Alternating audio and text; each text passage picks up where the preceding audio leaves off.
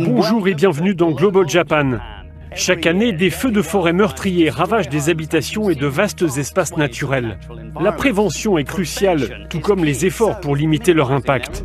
Dans cette émission, nous allons voir comment une mousse anti-incendie écologique, fabriquée au Japon à partir de savon, pourrait changer la donne au niveau mondial. Le reportage de Damon Embling et de nos équipes au Japon et en Indonésie.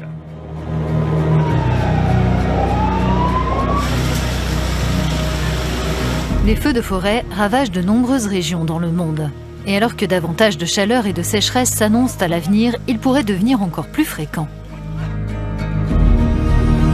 La ville japonaise de Kitakyushu a été frappée par 2 feux de forêt rien que l'an dernier. Face à cette situation, les pompiers ont mis au point une mousse anti-incendie. Un produit conçu au départ pour réduire les quantités d'eau nécessaires pour éteindre les incendies de bâtiments après le séisme dévastateur de 1995 à Kobe. Lors de ce tremblement de terre, de nombreux incendies s'étaient déclarés. Les bornes et les citernes avaient été détruites par le séisme, donc nous n'avions plus de capacité de stockage d'eau. En s'associant à une université de la ville et à un fabricant de savon, les pompiers ont perfectionné cette mousse. On l'obtient en mélangeant avec de l'eau une solution à base de savon d'origine naturelle. Elle ne contient aucun produit chimique, elle est biodégradable et agit sur les gouttelettes d'eau. Quand l'agent extincteur est mélangé à l'eau, les gouttelettes ne peuvent pas se former et deviennent collantes. De cette manière, elles s'infiltrent mieux dans les interstices des matériaux ou du bois.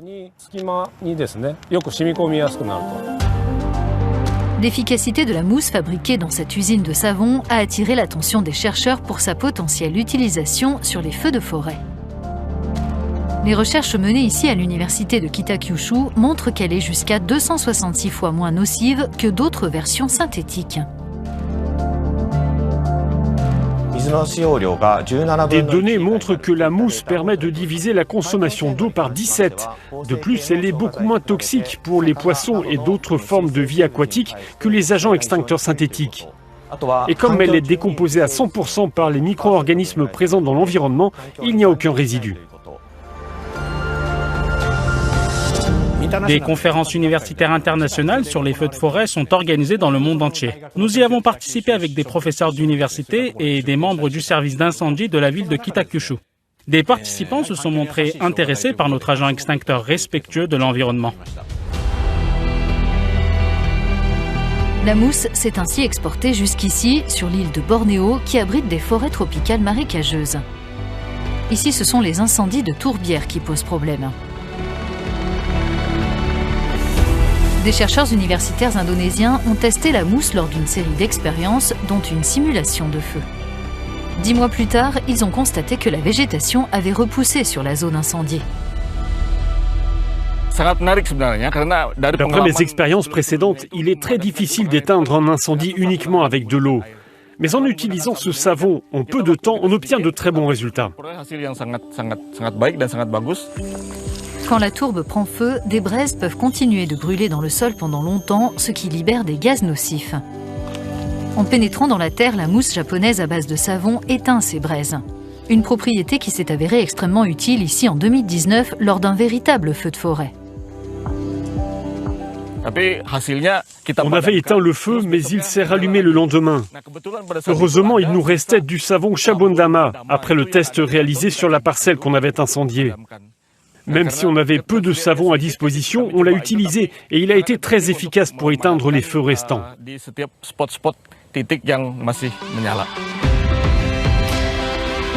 Retour au Japon. La ville de Kitakyushu n'entend pas en rester là. Elle prévoit de tester la mousse à Chiang Mai, en Thaïlande, mais aussi de développer encore les collaborations entre l'université et l'industrie, le tout dans un objectif plus vaste.